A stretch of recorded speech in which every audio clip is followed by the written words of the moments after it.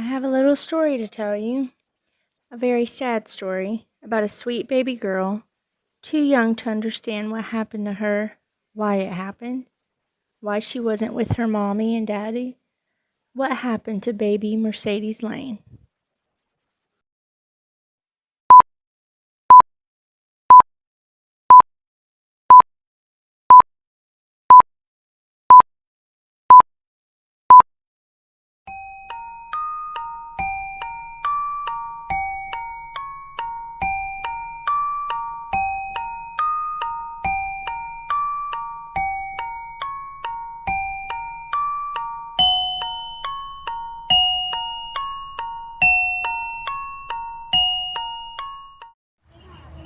Two parents, Kenneth Lain, age 41, and Tiffany Coburn, 32, were living in a motel with their small 11-month-old baby. One night, they call up their cousin to buy some illegal substances, and during the conversation, they're complaining about needing a break. So, their cousin offers to watch their little one so they can have a little time off. They leave their precious baby in the care of their cousin, Justin Lee Miller, age 37, on Friday, August 13th. Plans were to return her on Saturday. Saturday comes and goes, no baby. So on Sunday evening, the parents, Kenny and Tiffany, contact 911 to report their daughter, Mercedes Lain, missing. It's been reported that before contacting authorities about Mercedes being missing, that Tiffany brought a duffel bag to their neighbor containing a safe.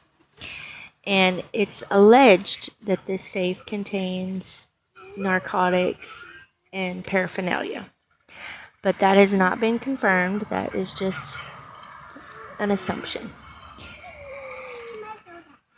Plymouth police were dispatched to the Economy Inn to take a missing persons report.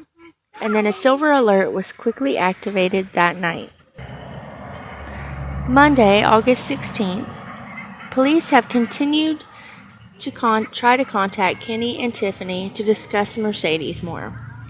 They continue to avoid the phone calls without calling back. Police finally reached Tiffany, and her excuse is she's intending on coming in to discuss Mercedes, but she's been waiting on a ride from her sister. But she promises she will be in. She never shows up at the police station. Later, her sister informs authorities that she hadn't even talked to Tiffany since she dropped her off at 3 a.m. after looking for Mercedes. Court documents say both parents were uncooperative in the search for their missing child. Tiffany was later located outside the motel that she lived in, the Economy Inn. She claims she is unaware of where Kenneth is, and fully admits to have using methamphetamine on numerous occasions. Kenny was found later that same day at the Red Rock Inn in Plymouth.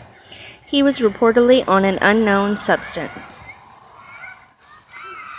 Justin Lee Miller was found the same day around 3:30 in Coons Lake. Police took Miller into custody and interrogated him several times.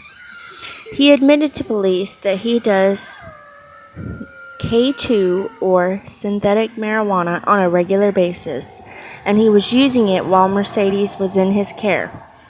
Now, some of you might be wondering, what is synthetic marijuana? Well, don't fret. I did some research, so you don't have to. Synthetic cannabinoids are a man-made, mind-altering chemical. It's usually sprayed on dried or shredded plant material for smoking, or sold as a liquid to vaporize for inhaling using an e-cigarette or a similar device.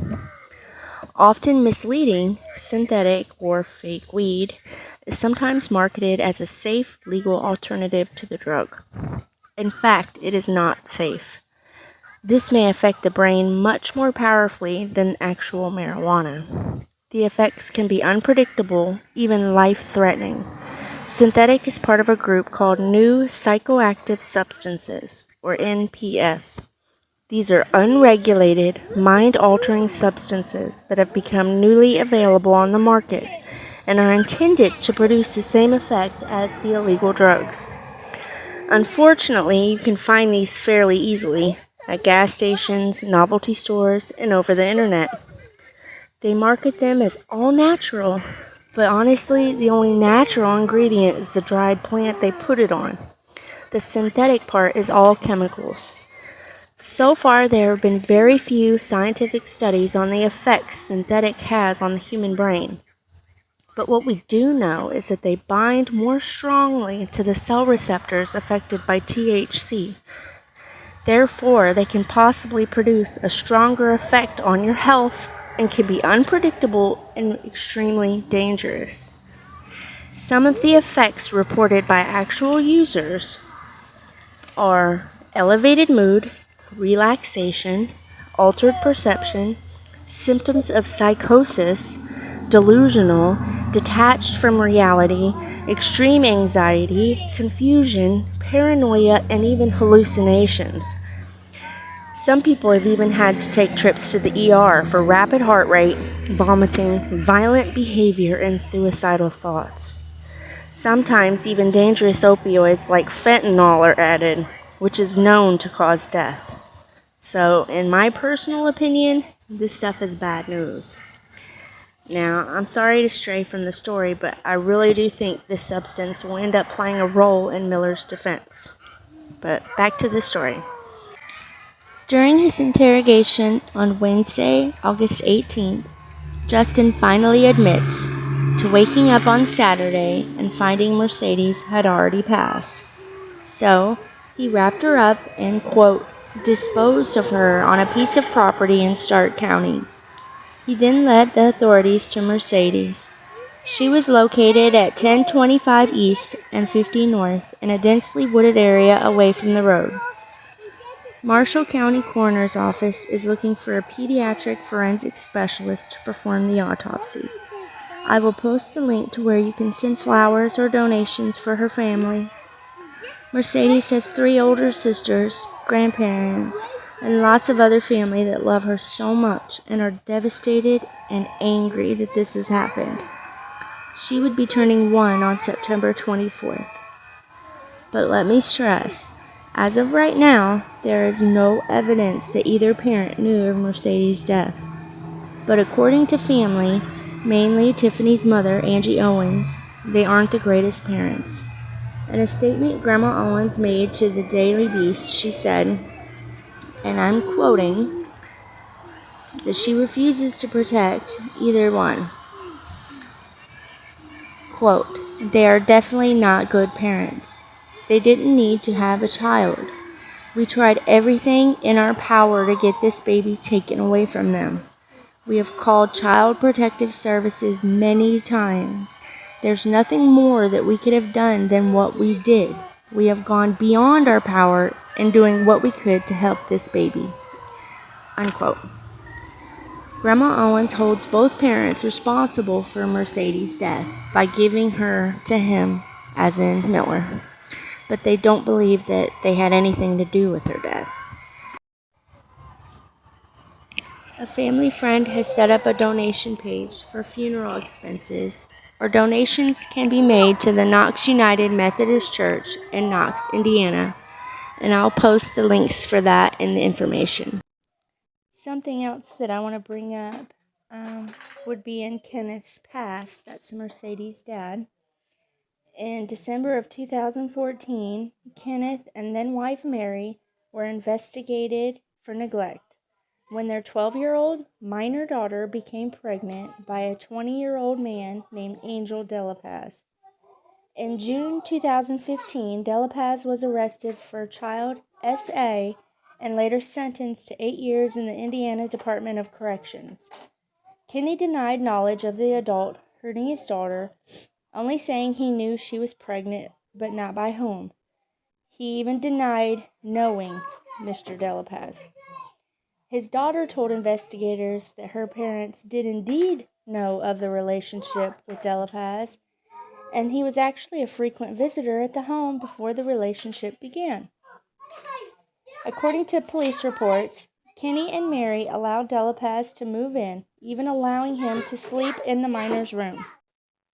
Fast forward to September 2015. Mary admits to Knox police that Kenny told her that in exchange for a little Mary Jane from Delapaz, that Kenny had allowed his daughter to go with him. Mary's then boyfriend, Cody Byrne, who also lived in the home, confirmed this allegation.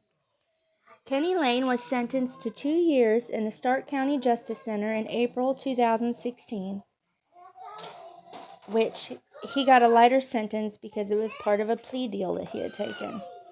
And Mary Lain served 105 days in jail and then 24 months of probation.